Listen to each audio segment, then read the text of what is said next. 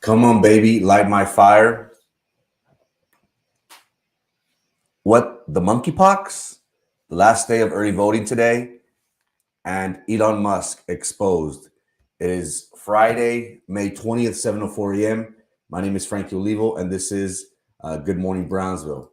Now, again, the reason why everyone is here today, the weather. It has been hot as of late, and not much is going to change, it seems. It will be partly cloudy and hot throughout South Texas.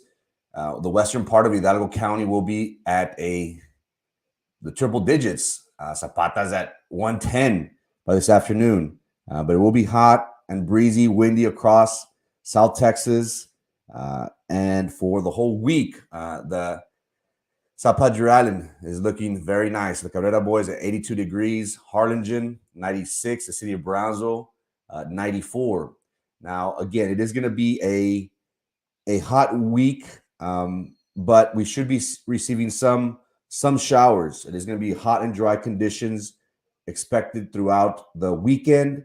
There will be a cold front very briefly, which again will be followed up by showers and thunderstorms, which should make the week a bit cooler. So Saturday and Sunday are going to be hot, but we should expect winds and rain starting on the possibility of Sunday and a 40% chance on Monday. So a hot day in South Texas, just an ordinary day in the city of Brownsville, Texas. We do want to recognize we have our very own mural by Gabriel Trevino, a Brownsville artist who did paint this mural on the intersection of East 13th and East Levy Street. And here again at Brownsville, at Good Morning Brownsville, we always promote the arts, especially whenever it is from one of us. And, we have been very vocal about having outside artists paint the murals downtown. And we want the mural with one of ours on there. So congratulations to Mr. Gabriel Trevino. If you have a chance, if you're downtown, I encourage you to stop by, take a picture, post it on your face. Again, we have to celebrate and appreciate our local artists. And that is something that we try to do here at Good Morning Brownsville as much as possible. So shouts out to Gabriel Trevino and his great work. And now for health news. What, the chicken pox? With this COVID crisis that we've been in for these past couple of years, it seems as if every 6 to 8 months, we always get word of a new virus. Now it's the Omicron virus coming from the COVID-19. Well, now we have another health hazard in the United States. Now, while this is not something new, it is causing many doctors and health experts to be alarmed. The monkeypox is a disease that has arisen from Western Africa. There have been countries such as the United Kingdom, Portugal, and Spain that have reported an outbreak. And here in the United States, we have finally gotten cases in Massachusetts and in New York. Now, this isn't something that is new to doctors and in the medical field. We did have an outbreak here in the United States of close to 40 cases back in 2003. Now, again, the percentage of individuals succumbing to this virus is small, 10%, but there still poses a danger nonetheless. Experts have stated how they haven't been able to identify the reason why this sudden outbreak. There have been cases where it has been contained through medication, but it is causing experts to look upon this, and they even question, is this going to be something that we are going to be experiencing for the rest of our lives, and old viruses are going to come, and now we're going to have to combat the old ones with the new ones. It seems as if our world is always full of these diseases, and again, diseases are nothing new. If we go back to the biblical times, people had leprosy, and how will they cure that? So we are starting to see how in the United States we are having outbreaks of the monkeypox, and it is pretty grotesque to see the pictures, and the symptoms are flu-like symptoms, and people think that, I must have COVID, and then they go to the doctor and no, they have the monkeypox, and that probably freaked anyone out. No, hey, you got the monkeypox. Oh, what does that mean?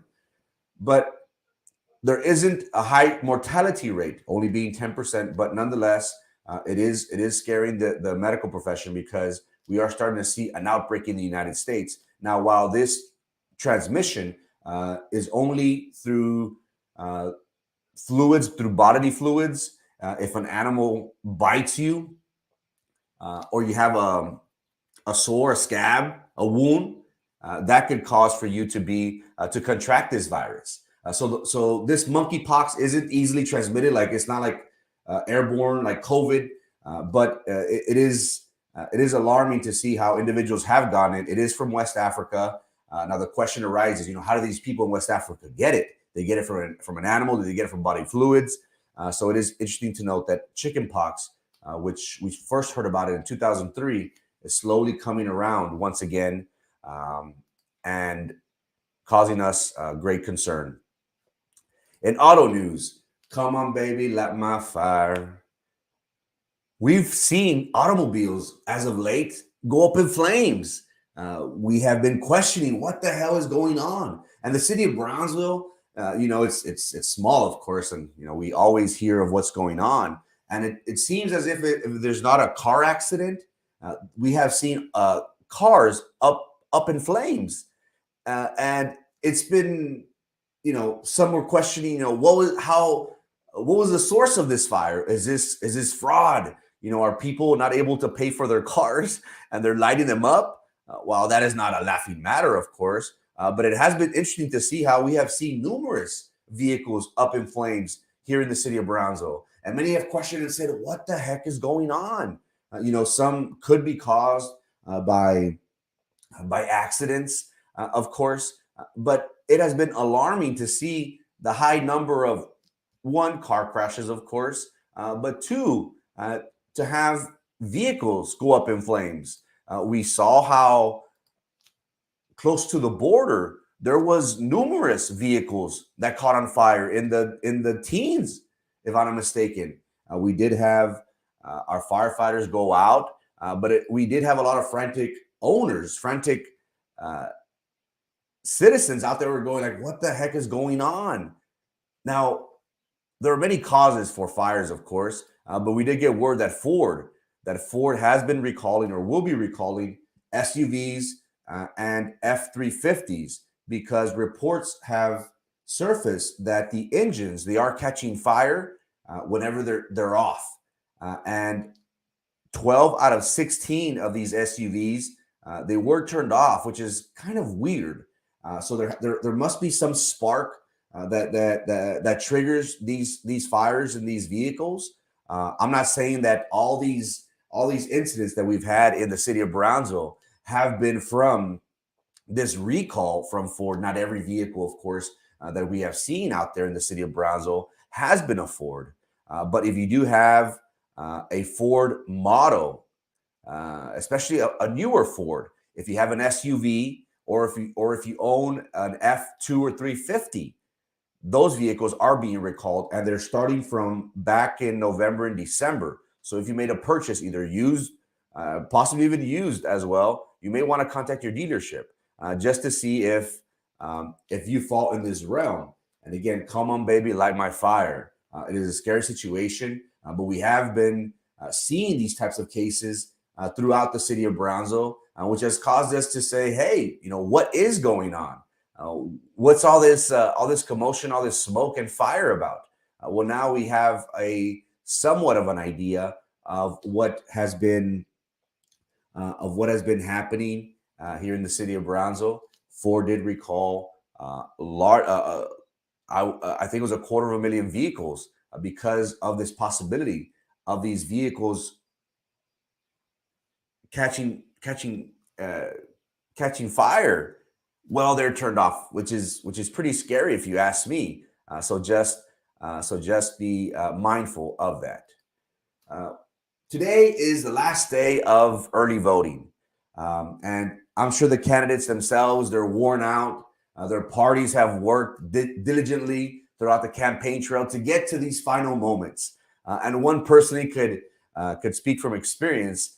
The candidates want all this to go away. The final day to vote for early voting will be today till 8 p.m. Election day is on Tuesday. I like GMC, but I like Chevy too. Today is the last day for early voting. We have seen how many people have been very vocal. And again, politics in South Texas, it's never a dull day, whether that's in the city of Brownsville or in Cameron County. We have seen the turnout since yesterday is close to 7,200 voters throughout Cameron County. And again, if you haven't voted, if you're in the Brownsville area, Cameron Park, the public library, we have in Harlingen, the Cultural Arts Center, the Annex Building, Los Fresnos, the community building, at the courthouse as well. We have in Port Isabel, the City Hall, Rio Hondo, the San Benito Community Center, Santa Rosa, and UTRGV. There's all these locations. If you haven't voted, today you have till 8 p.m. Election day is on Tuesday. So if you want to avoid the lines on Tuesday, please make sure you go out and vote. There have been our former Secretary of State and Cameron County Judge candidate, Carlos Cascos, he did post how he feels as if voters are tired. He said voter fatigue because we already have the primaries, and then now we're having the runoffs for the primaries, and then in next week we have the special congressional race, and then in November we have the general election. Judge Cascos did state, to be patient, but to do our due diligence when looking up these candidates, which one is going to be a better fit for this position, and which one generally has better qualifications needed to move forward, whether that's in the Senate with the Sarah Stapleton Morgan Lamantia race, which has been very, very interesting. We have seen how all the big heavy hitters from Cameron County commissioners, just about every politician has been supporting Morgan Lamantia. You could say, hey, it's because she has the wad of cash, and who's going to say no to cash? Cash is king, as we all know. And we have been surprised that since, the latest campaign report has been that she is spending $2.8, close to $3 million on this race. Now, one would ask, is this individual trying to buy the election? Is she paying for recognition? We have seen, and we have been questionable about Ms. Morgan Lamantia. Here we have an individual outside of the Hidalgo County area who recently changed her address 6 months before the election. But will voters be turned off by an individual who is spending close to $3 million on a Senate race? And some have said, hey, all that money is coming from her family. LNF distributors, will they seek out their interest or the best interest of here us in South Texas, and more importantly in Cameron County, Brownsville, Texas. So that has been a very interesting race so far. We have seen how the JP race with Sidney Hinojosa and Elizabeth Valdez has been very, very interesting. We have seen how Ms. Elizabeth Valdez has been very adamant and said, hey, my opponent is running a dirty campaign. She has posted videos of some man or supporter of the other side who is calling her names, stating, making accusations online. There have been accusations of broken windows, and something, Elizabeth Valdez has been very vocal about is, hey, I'm not going to stand up to this. I'm not going to stand up to this bullying. And we should not support, we should call this into attention and bring awareness that said, hey, I'm not going to be bullied. I'm not going to be allowed for my name to be thrown in the mud, so to speak. But we have seen these elections get very interesting, to say the least. So again, the last day to vote is today, 8 p.m. If you don't know where to go vote, I can send you the location. But if you're in Brownsville, Cameron County, the Cameron County Courthouse, the Public Library, and the Cameron Park Centro Cultural. So make sure you go out and vote. Election day is on Tuesday. If you haven't voted, please go vote. It is important for us to do our American duty. And now for the feature story. And once again, Papi Musk. If it's not Papi Musk with Amber Heard, if he's not in the news for purchasing Twitter or in the process of purchasing Twitter for $43 billion, we recently got word that Elon Musk stated that he is going to be voting Republican for the first time in this upcoming presidential election. And we have seen how the current administration has been bombarding the likes of him and Jeff Bezos. And one could argue, hey, all we want is individuals to pay their fair share of the taxes to help alleviate the poor common folk. That has been the argument. But from Elon Musk's perspective, that is a personal attack. And Jeff Bezos, that has been a personal attack. And he has been very vocal about his acquisition of Twitter. And he has saying, you know what? I'm going up against entities, governments, powerful individuals such as, the media. And what is the media going to do? The media is going to turn it around against me, according to Musk, by Musk announcing that he will be voting Republican. He did state that, hey, I'm prepared for them to throw everything at me by voting Republican. The media is going to attack me. The Democrats are going to be attacking me. They're going to make accusations against me. Political attacks will be coming in the very near future. Now, Elon Musk has been an individual who has been very vocal as of late. And for him to state, we did have that incident where he did fear for his life, so to speak, since he is involved in the Russian-Ukrainian war. He is supplying internet, satellites up in space for Ukraine so they can stay live from the outside world in case anything happens, of course. But it has been interesting to note how Elon Musk knew something was coming. And again, whenever a report is done, they always ask for that party's comments. Hey, we're going to run a story. You have any comment? So Elon Musk had an idea of what was going on. Now, is Elon Musk being attacked by the left and the right? Is he going up against the liberals, so to speak, that he himself called and stated that, hey, they're out to get me. They're coming. They're going to come with crazy accusations against me. He knew something was coming. It was reported that Elon Musk back in 2016 did harass a flight attendant. It was reported that there was a woman who was awarded $250,000 from SpaceX after Elon Musk exposed himself and asked her for sex. The company did state that there was a settlement back in 2016 for this SpaceX flight attendant. The allegations of this particular incident is it's kind of weird. Not weird, but yeah, it's weird, so to speak. We have the allegations that Elon Musk offered this woman a horse. Elon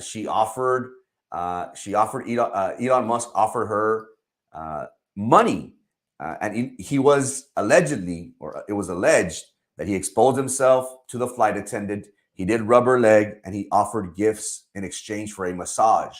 There is other allegations that his team advised her that it would be in her best interest to get a masseuse license so she can perform a massage on Elon Musk whenever whenever he liked it, whenever he preferred. But again, she is saying that no, the reason why he wanted it was because of sex, and once she did decline this sexual harassment, she said that after a while, her hours started getting pinched, started getting. She was pretty much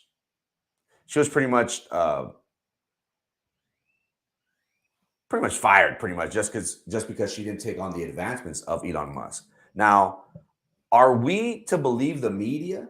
Now, we take sexual harassment and sexual assault very, very seriously. Now, is this an attack on Elon Musk for going up against the establishment?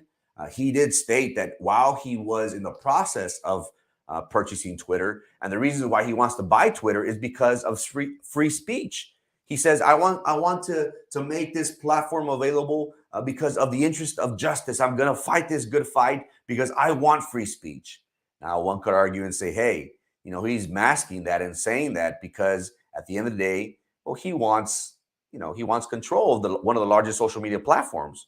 But it got me thinking, is this an attack on his person because of what he's trying to do and accomplish? And there's this Twitter post that came out that said, hey, whenever you go up against corporate media, now you're a sexual predator. Now, is this a game by the media? Does the media play a role in society today? One could attest to it. But how is your perception of Elon Musk? Has this perception changed? One could ask, why is this coming out now? Is it because he is trying to make one of the biggest acquisitions in history for one of the biggest social media platforms? Why didn't we hear about this last year? Why didn't we hear about this in 2016? Now, again, one could argue and say, hey, a settlement is usually hush money where you can't really reveal the details of what transpired because of the non-disclosure agreement. I'm going to give you this money, but you can't talk about it. You can't bring it up ever again.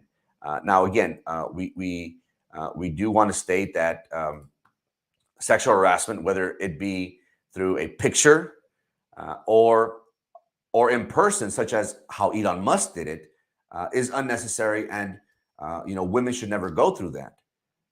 One could agree to that, but it's interesting to note how Elon Musk, whether he was drunk or under the influence of something, he did expose himself to this woman. But the question remains, are you going to change your perception of Elon Musk? Will you say, well, too bad, so sad. He didn't get arrested because he's got the money. He was able to pay her off. Or will you say, oh, he's a pig? That's the question that we are left to answer. And again, he has stated, this is an attack on my person because of what I'm trying to do. I'm trying to bring free speech to the world, and they're bringing up these allegations and accusations from my past. Is your perception of Elon Musk going to change? Would you say, you know what? I believe in atonement. I believe that individuals could right their wrongs. Or is this something that he's always going to be labeled by? He's always going to say, hey, that's that guy that showed his deed to the flight attendant. Many revere him and say, hey, This guy is the next Leonardo da Vinci, Benjamin Franklin. He is something out of this generation that we need to appreciate. Or will allegations such as this go up against them in the future? Where were these allegations when he took the stand against the establishment? Why is it coming up now?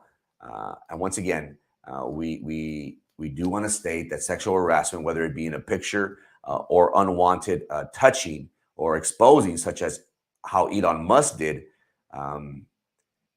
should not happen. And women or men should not go through that when it's not unwanted. But the question remains, is this an attack on Elon Musk because he is going up against the establishment? What is your perception of Elon Musk? Is this going to change for him being the most smartest man in the world and the man that's going to take us to Mars? He's going to make commercial flights to space a possibility. Is that going to change your perception? Or are you going to say, hey, you know, he went through it. Did he learn from it? Do you believe in atonement? Could people right their wrongs? Or is something like this just so bad that, oh, no, he's a pig? We believe in atonement. We believe that individuals could right their wrongs.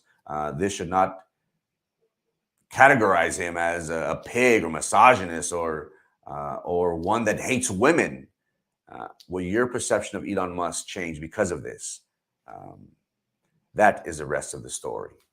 Guys, it is 7:29 a.m. Friday, May the 20th. Come on, baby, light my fire. Ford has recalled a quarter of a million vehicles because they have started to turn on fire when they were turned off. We have seen the city of Brownsville. We have seen large number of cars come up in flames. Could that be the reason? Election. Today is the last day for early voting. Make sure you go out and vote. You have until 8 p.m. Let me know if you need your location, your polling location. On Tuesday, you will have to go to your precinct, if I'm not mistaken. And Elon Musk exposed. Will your perception change of Elon Musk? Could a person make atonement for what he's done in life, or will he always be categorized as that individual that did that thing? Again, we are against sexual harassment, whether that be through a picture or through in person, how Elon Musk did it, whether he groped her or he showed his private areas to this individual. You decide. Once again, it is 7:30 a.m. Friday, May 20th. My name is Frankie Olivo, and this is Good Morning Brownsville. Thank you so much for your time and attention. Hope to see you here on Monday. God bless.